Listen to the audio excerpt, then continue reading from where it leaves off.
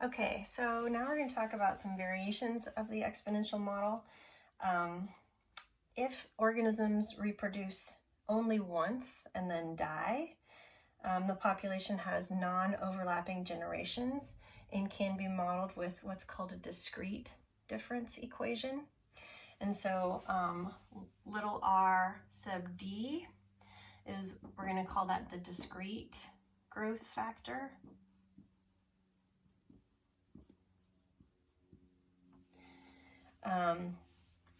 And so, for example, if RD is equal to 0.36, that would mean an increase of 36%. Okay, so we can use this RD in some kind of analogous equations. So n at time t plus 1 is equal to the population size n at time t plus r sub d times nt, okay? And that would take us to n sub t times 1 plus r sub d. And if we let this term 1 plus rd equal lambda, the finite rate of increase, this is really helpful,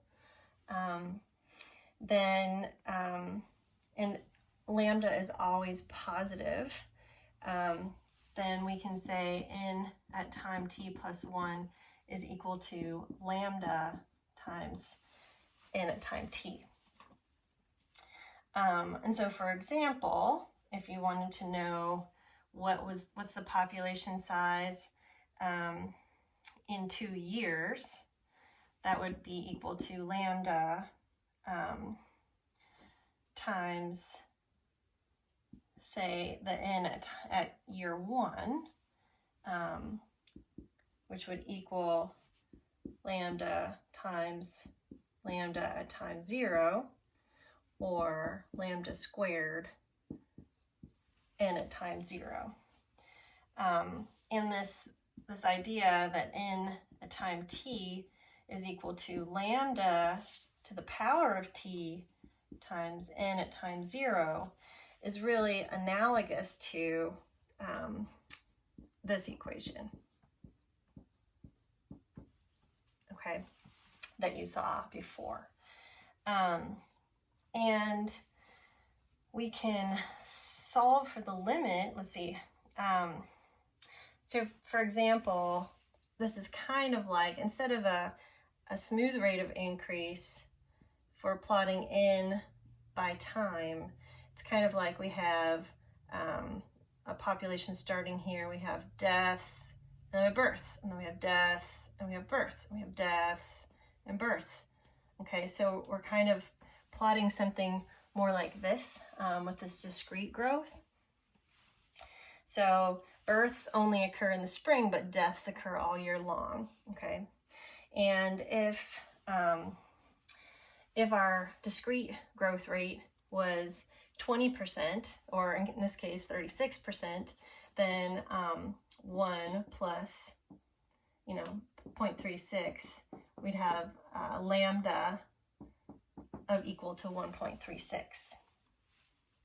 So we can also solve for the limit of 1 plus RD,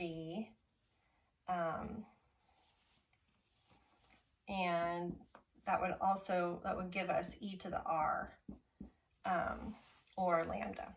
Okay, so all of these things are equivalents. And r, we saw this before, r equals the ln of lambda. When r is less than 0, then we get a lambda of greater than 1. Sorry, when r is greater than 0, we get a lambda of greater than 1. When r is equal to 0, then we get a lambda equal to 1. And when r is less than 0, then we get lambda constrained between 0 and 1. Okay, so this helps us to convert between r and lambda if we need to.